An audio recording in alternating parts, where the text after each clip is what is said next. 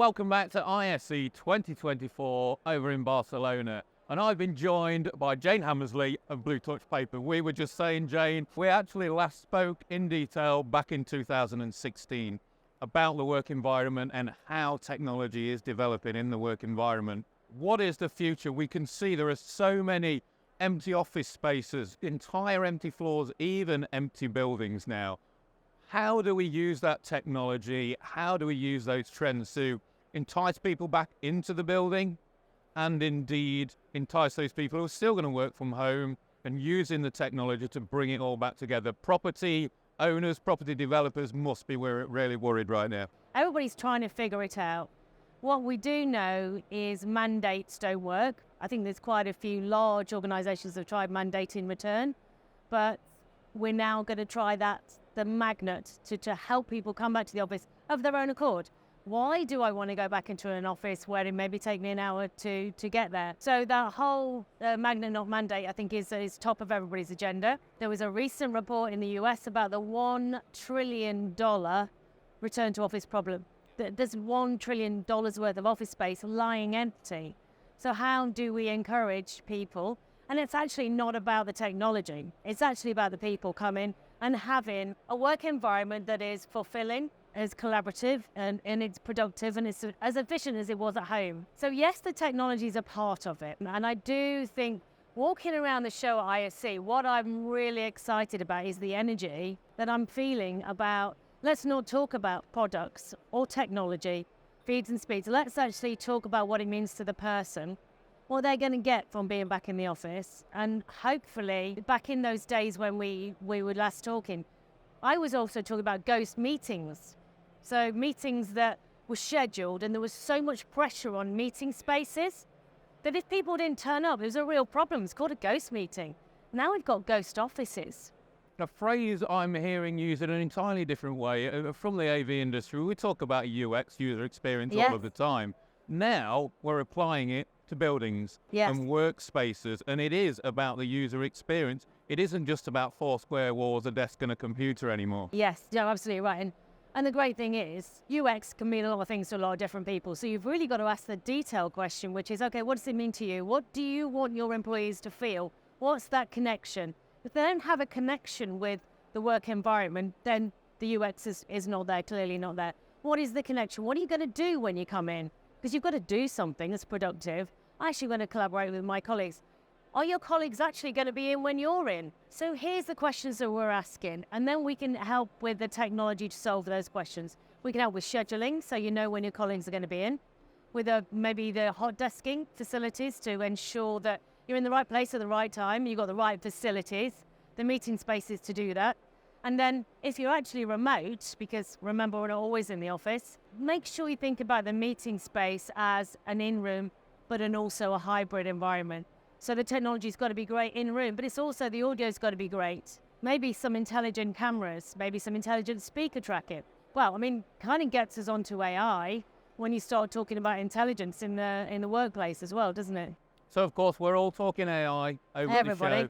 I've said it repeatedly. AI is definitely Marmite. Everybody's got an opinion on it. Some people love it, some people hate it. But, what is AI to every one of us? And how is it being embedded here? And what does it mean for the workplace environment? Yeah, again, AI, I think, means different things to different people. So I think if we talk about what it means in the workplace, it means organizations have to understand how to use AI.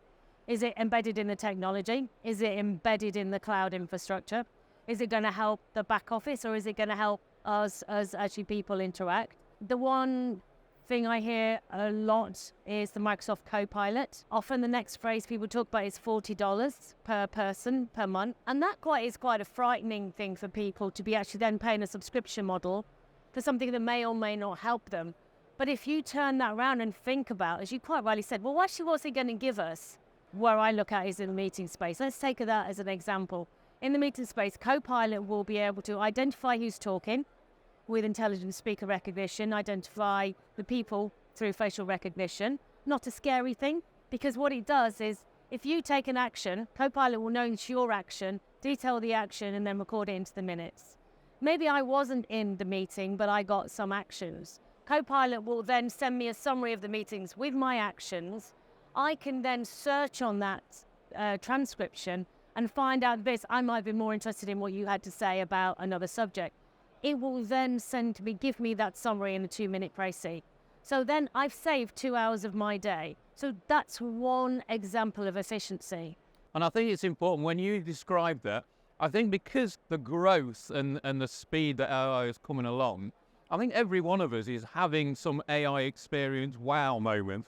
The one thing for our industry we're going to be challenged by, who buys Copilot? Because it's not going to be the IT buyer. Yep. The IT buyer is really interested in the IT infrastructure or how it's going to work at the back end.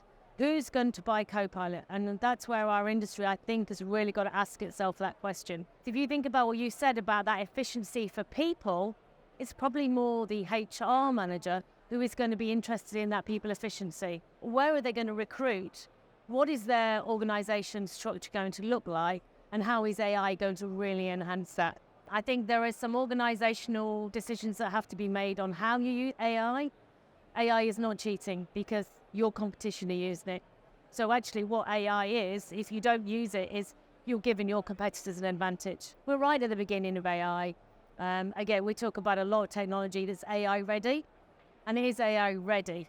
We're not really seeing it. We've got beta sites out using Copilot at the moment, but we know some very large organizations that are just about to take it and really run with it hard.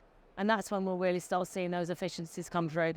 What about hardware? What else are we going to see that is enticing? Yeah. What are you seeing that's coming into buildings that's new? I think there's got to be a really, really strong, tangible ROI in order to have an organization pay $1 million for something like that. So I think the technology's got to be more user-focused. I think it's got to be more user-friendly. We used to talk about walk up and use. If you can't just walk up and use a new technology that's in your space, the first time you use it and it's a bad experience, you might use it again, give it another chance. If the second time you use it, you still really don't get it, you're never going to use it a third time. Unless you're something like a teacher, who what you call a power user, you're in the same environment every day, great, that's your own personal technology. If you're walking into a meeting space or a hybrid space you're very rarely in, then it has to be super intuitive and super easy to use. But also, for the IT guys that are amongst us, it has to be easy to update, to manage, to deploy. And we haven't really talked about that. But those IT guys, they look at it and they have such a big job to do in a small or large environment in order to keep the firmware up to date, the latest iteration of the software, and to make it the most usable experience it can be. And when we talk about bringing new technologies into the building and that adoption by users, if we think about the MDU, apartment rental sector, for instance, if we talk about hotels, schools, it's still another one. For instance, you are getting a large transient audience or residents moving in and out. Should the technology just work and should ownership be with the property owner or should it be with the business that's in there at that point? Who should be following the technology? So you've got a few things there. Products that just work, definitely. You've got interoperability, because you've got products that just work, but they might not work with this platform, or they might, you might be on Teams, I might be on Zoom. So we've got an interoperability issue. We've got products embedded into an organization or into an infrastructure. So I think there is a lot of considerations. I do believe that there are more stakeholders involved in a single decision now than there ever has been. You talked about the CHRO, you talked about the CEO. They need lots of acronyms, but they need a return on investment that is tangible, that can be proved to their board of directors. And there is the IT and the technology managers and the innovation managers that also have part of that decision-making capability. So I think there's a whole raft of conversations that need to happen. I do believe it has to be centered around the person who is actually going to be using the environment. I totally agree with you. Not losing sight of let's not go from a technology point of view. Let's talk about what the user wants to do. If there were 3 or 4 tips for making a more enticing or a more efficient office space, what are the keys that you always point people towards, Jane? Wow, that's a great question. But if I look at the channel perspective, it's asking questions. So asking questions of the organization is what do they ultimately want to achieve with their new office environments? Or what are their own internal users, what do they want to achieve? and what are their key metrics. If we can't measure it, let's not do it. So if we can't measure efficiency and productivity, let's not do it.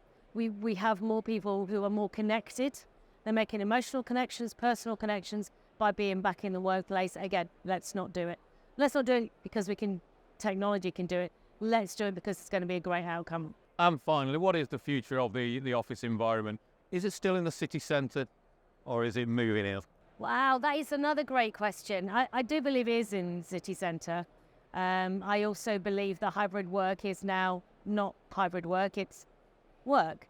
And this is how this is going to be now forever, which is exactly how it should be. There are still a lot of people who work out of dining room tables or out of bedrooms where their hybrid work isn't great. So there is absolutely a need for a really great connection to the office environment. It will still be city centres, but there may be more satellite offices to support that environment as well. Great hybrid work environment. Jane, thank you so much. Thank you for all of the information that you're bringing your way. So much more information on the work environment and how all the amazing technologies at the show can get involved. And of course, so many more opinions on AI to come from so many people. Join us again soon at howtoav.tv.